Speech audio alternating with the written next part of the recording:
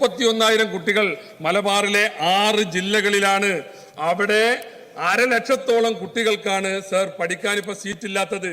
ഇത് ക്രൂരമായ വിവേചനമാണ്. 2021 LDF-ന്റെ പ്രകടന പത്രിക ബഹുമാനപ്പെട്ട മുഖ്യമന്ത്രിയെ ഞാൻ ഓർമ്മപ്പെടുത്തുകയാണ്.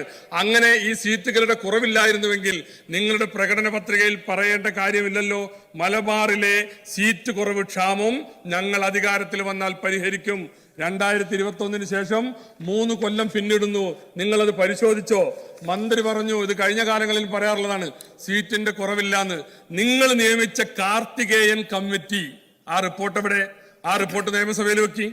കഴിഞ്ഞ 2023 കാർത്തികേയൻ കമ്മിറ്റി ഇങ്ങനെ +2 സീറ്റുകളുടെ കുറവുണ്ടോ മലബാറിൽ എന്ന് പരിശോധിച്ചു.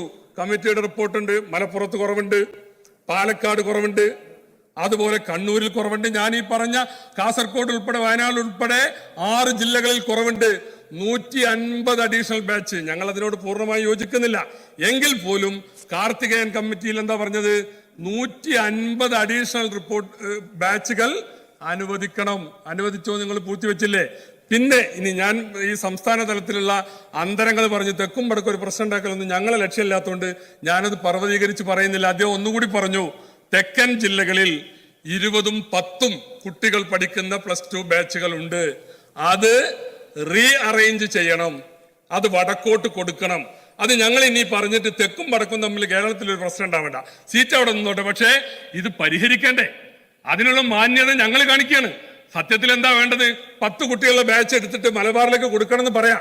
പക്ഷേ ഞങ്ങൾ അങ്ങനെ ഒരു വാദം ഉണ്ടാക്കിയിട്ട് ആ രീതിയിലുള്ള ഒരു പ്രശ്നങ്ങളിലേക്ക് പോകണ്ട എന്നുള്ളത് കൊണ്ടാണ് ഞങ്ങളിപ്പോൾ അത് പറയാത്തത്. പക്ഷേ മലബാറിലെ സീറ്റ് ക്ഷാമം പരിഹരിക്കേണ്ട സാർ. വിദ്യാഭ്യാസം ഇന്ന് അവകാശമാണ്. എന്താ അവകാശം? ഇന്ന് സ്കൂൾ വിദ്യാഭ്യാസം എന്ന് പറഞ്ഞാൽ -2 മുതൽ +2 വരെയാണ് സാർ.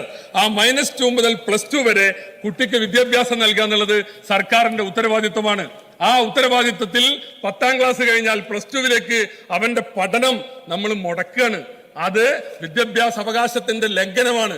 അതിന് ഈ ജാതി കണക്കുകൾ പറഞ്ഞ് ആ മുടക്കലിനെ ന്യായീകരിച്ചാൽ അത് ഒരു കാരണവശാലും അംഗീകരിച്ചു തരാൻ കഴിയില്ല സർ. ഇവിടെ മലബാറിൽ 1,00,000-ഓളം വിദ്യാർത്ഥികൾ ഇന്ന് പ്രയാസത്തിൽ തന്നെയാണ്. ഇന്നലെ ചില ചാനലുകളിൽ കാണിച്ചല്ലോ, ചില കുട്ടികളെ +A. ഞാൻ ഈ പറഞ്ഞ പോലെ നാട്ടിലെ സ്കൂള്, പഠിച്ച സ്കൂള്, സ്വന്തം പഞ്ചായത്ത് അലോട്ട്മെന്റിൽ വന്നിട്ടില്ല, സെക്കൻഡിൽ വരുമെന്ന് തോന്നുന്നില്ല.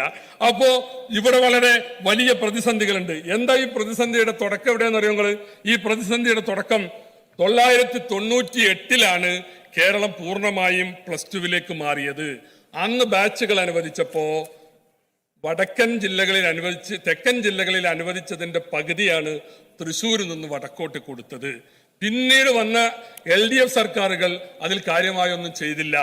UDF സർക്കാരുകൾ ആ അന്തരം പരിഹരിക്കാനുള്ള ശ്രമം നടത്തിയിരുന്നു. അതിന്റെ ഭാഗമായി കഴിഞ്ഞ ഉമ്മൻചാണ്ടി സർക്കാരിന്റെ കാലത്ത് 1400 ബാച്ചുകൾ അനുവദിച്ചു.